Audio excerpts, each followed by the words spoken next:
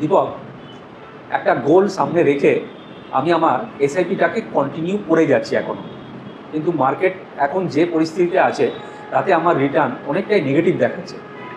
তো এরপরেও আমি ঠিক করেছি যে এটাকে কন্টিনিউ করে যাব। তো এখন যে এই যে মার্কেটটা পড়ে আছে আর আমি আমার এসআইপিটাকে কন্টিনিউ করে যাচ্ছি, আমি কি এক্সট্রা কিছু বেনিফিট পাবো এটাতে?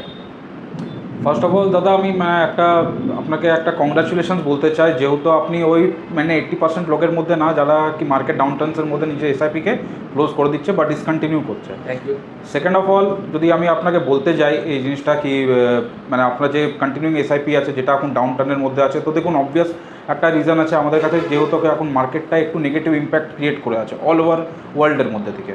তো অল ওভার ওয়ার্ল্ডের সিনারিও যদি আমরা দেখি, তো যদি কেউ একটা অনেক দিন ধরে একটা এসআইপি কন্টিনিউ করছে তাদের হয়তো একটু প্রফিটেবল পজিশনের মধ্যে আছে, কিন্তু যারা লাস্ট 2 ইয়ার্স 3 ইয়ার্স বা 4 ইয়ার্স ধরে এসআইপি কন্টিনিউ করছে তারা একটু নেগেটিভিটি ফেস করছে এখানে।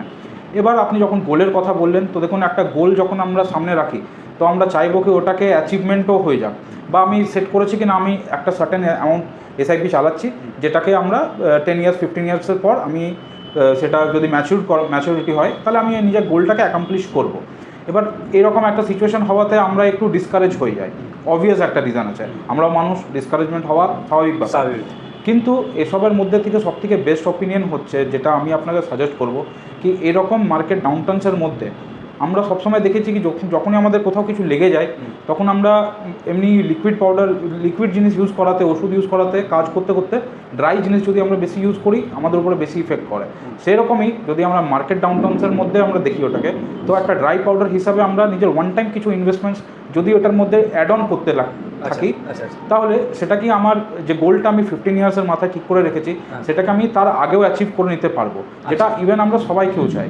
তাহলে আমি আপনাকে একটা জাস্ট ছোট্ট একটা সাজেশন দেবো কি আপনার যে অ্যামাউন্টের এসআইপি চলুক। এবার এই যে মার্কেট সিনারিওটা এখন যেটা চলছে, সেন্সেক্স 84,000 পয়েন্টস থেকে 76,000 পয়েন্টসের মধ্যে ট্রেড করছে, অনেকগুলো স্টকস, অনেক মিউচুয়াল ফান্ড ডিসকাউন্টেড হয়ে গেছে। তো যদি আমার কাছে কিছু এক্সট্রা ফান্ডস থাকে তাহলে আমি এগুলোকে অ্যাড অন করতে পারি। অ্যাড অন মানে আমরা এটার মধ্যে রিপারচেজ একটা করতে পারি, যেটা কি আমাকে পুশ করবে আমার গোলকে আরও জলদি অ্যাচিভ করার জন্য।